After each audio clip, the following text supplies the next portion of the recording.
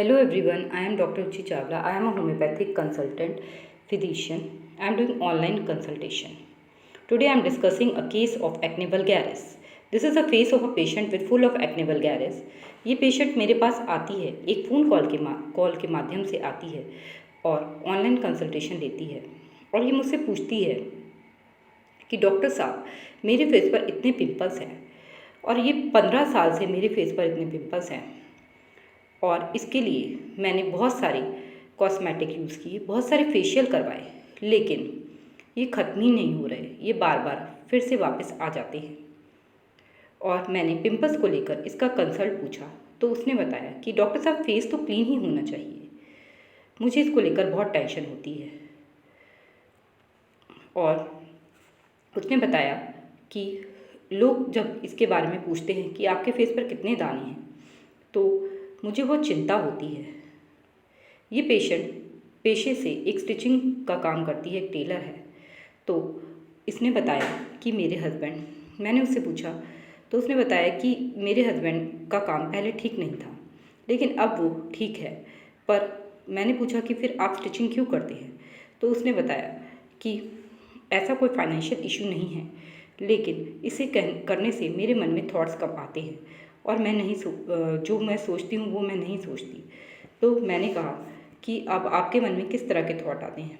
वो कहते हैं कि कोई भी बात कोई मुझे कुछ कहता है तो वो मुझे पिंच हो जाती है। जैसे पहले मैं इन-लॉज़ के साथ रहती थी तो वो मुझे कहते थे कि यहाँ मत जाओ, वहाँ मत जाओ।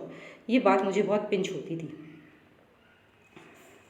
और वो कहती है कि कोई भी मुझे कुछ भी बोलता है, बिना गलती के कुछ भी बोलता है तो मुझे वो बात पिंच हो जाती है। ये पेशेंट थोड़े हार्श वे में बात करती थी और कभी भी कॉल करती थी बिना कंसल्टेशन टाइम के, किसी भी टाइम कॉल करके पूछती थी और बड़े ही हार्श वे में पूछती थी कि मेरे ये पिंपल डॉक्टर साहब कब तक ठीक हो जाएंगे, आप ये बताइए।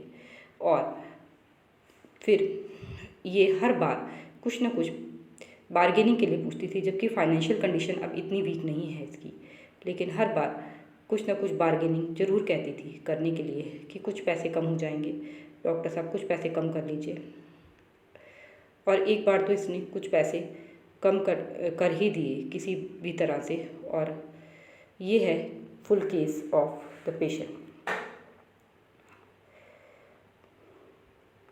इसमें मैंने इसे फॉलोइंग रूब्रिक्स फॉलो किए।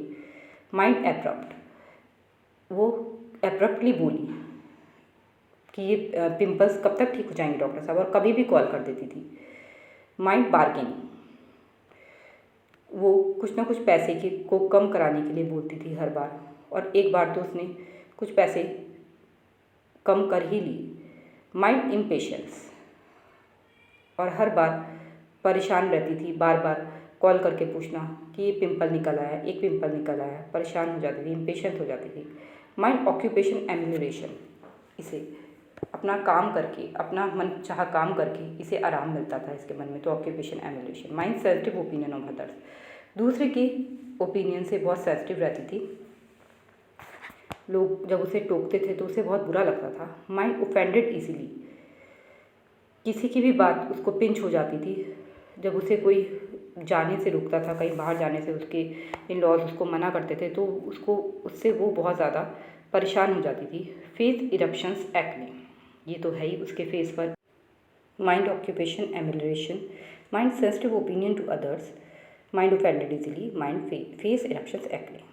इसके लिए सिलिशिया मेडिसिन प्रोवाइड की गई और केस